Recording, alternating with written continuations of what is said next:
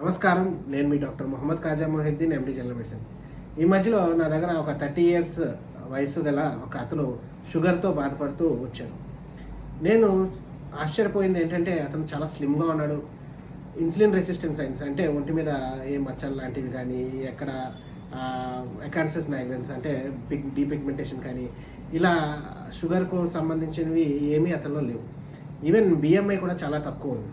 అతను వాడుతున్న మందులు చూస్తే మెట్ఫార్మిన్ వాడుతున్నాడు, గ్లిమిప్రైడ్ వాడుతున్నాడు, ఓగ్లిపోజ్ వాడుతున్నాడు, ప్లస్ పయోగ్లిటిజన్, అంటే 4 drugs వాడుతున్నాడు. అలా అంత వాడినా కూడా అతని HbA1c ఆల్మోస్ట్ 11 ఉంది.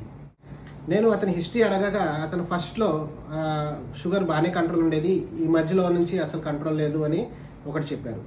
సో నేను అతనిలో యాంటీగ్యార్ యాంటీబాడీస్ అండ్ C-peptide అనే టెస్ట్ పంపించాను. ఇవి నా ఆశ్చర్యానికి వెరీ స్ట్రాంగ్ పాజిటివ్ వచ్చినాయి.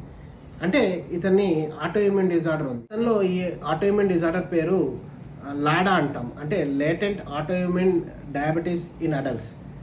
ఇది టైప్ 1లోనే ఒక వెరైటీ, కాకపోతే ఇది స్లోగా ప్రోగ్రెస్ అవుతుంది. దీన్నే 1.5 డయాబెటీస్ అని కూడా అంటాం. ఇదంతా నేను ఎందుకు చెప్తున్నానంటే, ఈ లాడా పేషెంట్స్లో మనం సల్ఫోనైలూరియాస్ అంటే గ్లిమిప్రైడ్ లాంటివి ఇచ్చినప్పుడు ఆల్రెడీ బీటా సెల్స్ని ఆటోఇమ్యూన్ డిజార్డర్ వల్ల బీటా సెల్స్ డిస్ట్రాయ్ అయిపోతాయి. ఈ ఉన్న బీటా సెల్స్ని కూడా మనం ఎప్పుడైతే సల్ఫోనైలూరియాస్ ఇస్తామో స్క్వీజ్ చేసి మొత్తం బీటా సెల్ డిస్ట్రక్షన్ అయిపోతుంది.